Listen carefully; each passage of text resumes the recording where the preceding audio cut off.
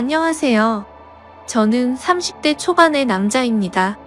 지금부터 들려드릴 이야기는 어떻게 보면 많은 분들에게 손가락질을 받을 수도 있지만 제가 생각하기에는 나라마다의 문화가 다르기에 무조건적인 잘못된 만남은 아니라고 생각합니다. 단도직입적으로 말씀드리면 저는 제 사촌 누나를 이 세상 누구보다도 많이 사랑합니다. 단순히 어린 마음으로 순간의 감정으로 쉽게 빠져든 게 아니라 제 목숨을 바칠 수 있을 만큼 사랑하고 있죠. 참 아이러니합니다. 어떤 나라는 사촌 간의 결혼이 가능한 곳도 있는데 우리나라에서는 이런 만남과 결혼이 결코 일어날 수 없는 일이라고 하니 말이죠. 그렇다고 처음부터 무턱대고 사촌 누나와 사랑에 빠져버린 건 절대로 아니었습니다. 정말 세상에서 일어나는 많은 사연들을 보면서 어떻게 저런 일이 있을까 싶었지만 그런 말도 안 되는 일이 저에게도 결국 일어나고 말았던 거죠. 부디 제 사연을 읽어주시면서 무조건적인 잘못된 만남이라고 지적하기보다는 보다 나은 방법을 알려주시거나 부디 긍정적인 시선으로 바라봐 주셨으면 좋겠습니다. 왜냐하면 굳이 저를 질타하지 않으셔도 저는 충분히 많이 힘들기 때문입니다. 저는 어릴 때부터 외가댁 식구들은 자주 만나지는 않았지만 친가댁에 있는 둘째 고모네와는 유독 가까웠고 사촌들 간의 우애가 깊었습니다. 둘째 고모가 저희 아버지와 어릴 때부터 너무 잘 지내왔기에 그런 환경이 조성되었던 거죠. 아무튼 둘째 고모네는 고모부께서 외국에서 사업을 크게 하셨기에 형편이 아주 좋았습니다. 그래서 여름 휴가나 겨울 휴가 때 항상 저희 집으로 딸들을 데리고 오시곤 했었죠. 그것도 잠깐 와서 며칠 정도를 지내고 가는 수준이 아니었고 한번 내려오면 방학 기간이 끝날 때까지 오랜 시간을 머물고는 했었습니다. 그때는 그런 방문이 좋기도 하면서도 정말 싫기도 했었습니다. 어린 나이에 혼자 놀지 않아서 좋기는 했지만 TV를 보려고 할 때면 박 터지게 싸우고 그랬기 때문이죠. 심지어 저는 외동 아들이어서 혼자였는데 고모네 딸은 3명이었습니다.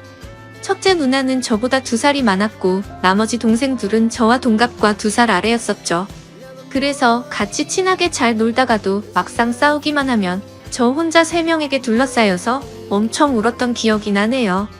그리고 첫째 누나가 저보다 나이도 많았었고 그때 당시에는 누나가 저보다 키도 컸고 힘도 강했기 때문에 저는 말 한마디 대꾸도 할 수가 없었고 억울한 감정이 많이 들었습니다. 어떻게 보면 집주인이 손님한테 안방을 빼앗겨버린 그런 기분이었던 것 같네요. 아무튼 그렇게 몇 년 동안을 고모네 식구들한테 당하다 보니 저는 너무 짜증이 났었습니다. 학교를 다닐 때는 충분한 시간이 주어지지 않아서 실컷 놀지 못하다가 방학에 실컷 놀려고 하면 고모네가 와서 사촌들에게 제 놀이 수단을 모든 걸 빼앗겼기 때문이었죠. 지금 생각해보면 그때는 제가 사촌 누나보다 키가 커지고 힘이 강해지면 꼭 복수하리라고 이를 갈았던 것 같습니다. 그만큼 사촌 누나에 대한 증오와 분노심이 컸었던 거죠. 그런데 결국에는 제 바람과 달리 그런 복수는 이루어질 수가 없었습니다. 왜냐하면 그렇게 친하게 지내던 고모네는 고모부와의 상의 끝에 미국으로 이민을 가기로 했기 때문이었죠. 그렇게 저는 나름대로 평화를 쟁취하게 되었고 나이가 들어갈수록 그런 기억들은 희미해져 갔습니다. 물론 몇 년 동안 친남매들처럼 아주 가깝게 지냈었기 때문에 한 번씩은 연락을 주고받고는 했었죠. 하지만 고모네 첫째 딸인 사촌 누나와는 단 한 통의 연락도 주고받지 않았습니다. 왜냐하면 어릴 때 증오심이 쉽게 가시지 않아서 그랬던 건 아니었고 사촌 누나는 이민을 가서도 혼자서 어린 나이에 독립을 하게 되었고 자취를 했었다고 하더라고요. 그래서 굳이 따로 사촌 누나에게 연락하고 싶은 생각도 없었기에 자연스럽게 연락을 주고받지 않았던 거죠. 아무튼 그렇게 어릴 때 있었던 모든 기억들이 희미해질 만큼 시간이 흘렀고 저는 20살이 되었습니다. 남들과 다르지 않게 평범한 삶을 택하게 되었기에 그저 그런 평범한 4년제 대학교를 들어가게 되었죠. 삶이 미지근했던 저는 1년 동안은 대학 생활을 대충 어슬렁 다녔습니다. 그러고서 빠르지도 느리지도 않게 곧바로 군대를 다녀왔습니다. 군대에서 지내다 보니 제 인생에 대한 회의감이 절실하게 느껴졌고 저는 곧바로 편입을 위해 재수를 하게 되었죠. 다른 사람들은 전역 이후에 대부분 군대에서 보낸 시간을 보상받는다는 명목하에 사람들끼리 어울려서 술을 마시고 흥청흥청 놀 시간에 저는 그러지 않았습니다. 저는 정말 1년이란 시간 동안 정신이 나간 사람처럼 공부를 했습니다. 친구들이 제게 독하다고 욕을 하고 저주를 퍼부을 정도였습니다. 솔직히 그런 게 내 인생에 도움을 주는 건 전혀 없었기에 가볍게 무시했었죠. 그래서 엄마의 휴대폰을 잠시 사용해서 연락이 안 될 거라고 통보를 한 뒤에 제 휴대폰은 개통조차 하지를 않았습니다. 그때 당시에 제 하루 일과는 정말 처절했습니다. 잠을 자다가 일어나면 공부로 시작해서 밥 먹는 시간과 화장실을 가는 시간을 제외하고는 오로지 하루 종일 공부만을 하면서 시간을 보냈습니다. 그로 인해서 코피는 하루라도 안 흘리면 이상할 정도였었고, 여름에는 하루 종일 앉아있는 탓에 엉덩이에 땀띠가 너무 심각해져서 병원까지 다닐 정도였었죠. 그렇게 1년 동안 공부를 열심히 한 끝에 수능을 보게 됐습니다. 결과는 생각보다는 잘 나왔지만 결국 정말 아주 아쉽게 제가 바라던 대학교에는 떨어지고 말았습니다. 그래서 두 번째 지망하던 학교를 가느냐 아니면 1년을 더 준비를 하느냐의 기로에 서게 되었죠. 사실 말이 기로에 서게 된 거였지 제 뜻은 확고했었습니다. 공부를 시작할 때 목표는 오로지 한 곳이었기 때문이죠. 하지만 부모님의 눈에는 제 모습이 너무 처참했기에 제게 그 정도면 됐다며 두 번째로 지망한 학교로 가라고 하셨습니다. 저 또한 너무 힘든 1년을 지나왔기에 포기하고 싶은 마음도 굴뚝 같았죠. 하지만 결국 저는 고집을 부렸고 1년을 더 준비하기로 했습니다. 고통의 시간은 또다시 시작되었고 또다시 수능을 앞두고 어머니께서 오시더라고요. 어머니는 본인도 미신은 절대로 안 믿는데 지푸라기라도 잡는 심정으로 계명을 하는 게 어떻냐고 하시더군요. 저를 위해서 매일같이 기도를 드리러 다니시다가 만난 분에게 제 이야기를 했더니 이름이 뭔가 제 앞길을 자꾸만 가로막는다며 계명을 권하셨다고 하더라고요. 별로 고민할 것도 없었고 그러자고 했습니다. 제 이름에 큰 미련도 없었거니와 조금의 가능성이라도 더 생긴다면 뭐라도 하고 싶었으니깐요. 그리고 도저히 이 지옥 같은 시간을 더 이상은 할 자신이 없었거든요. 그렇게 계명을 하고 나서 저는 또다시 수능을 치르게 되었습니다. 결론을 말씀드리면 꿈은 이루어졌습니다. 제가 그토록 원하던 대학교에 합격을 하게 되었던 거죠. 그래서 제 인생은 군대를 가기 전과 후가 정말 완벽하게 달라지게 되었습니다. 그저 그런 평범한 대학생에서 우리나라에서 가장 좋은 대학교의 학생이 되었으니깐요. 그렇게 힘들게 얻은 자리였기에 저는 연애 한 번도 제대로 못한 채로 대학 생활만을 정말 열심히 했습니다. 시간은 금방 흘러갔고 어느덧 저는 졸업을 하고 다행히 대기업에 당당히 입사를 하게 되었죠. 처음 회사를 입사하고는 모든 게 낯설었고 힘든 시간의 나날들이 이어지더군요. 하지만 이곳 직장도 사람들이 사는 곳이라 그런지 점차 익숙해져갔고 사내 커플이 있었는데 그 커플을 보고 있으니 저도 모르게 외로운 마음도 들기 시작하더라고요. 제가 학창시절에 엄청나게 인기가 있는 스타일은 아니었지만 적어도 여자친구가 없는 기간이 1개월도 넘기지 않을 만큼 항상 여자친구가 있었거든요. 대부분은 오랜 시간 동안 만남을 가졌기에 많은 여자들을 만난 건 아니었죠. 아무튼 이제는 열심히 이루고자 하는 바도 일단은 어느 정도 이뤄낸 것 같은 마음이 들기 시작했고 다른 사람들처럼 친구들도 만나고 회식도 하고 평범한 나날을 보내고 있었습니다. 그리고 주말을 앞둔 금요일 저녁 제 인생을 송두리째 바꿔놓은 여자를 만나게 되었습니다.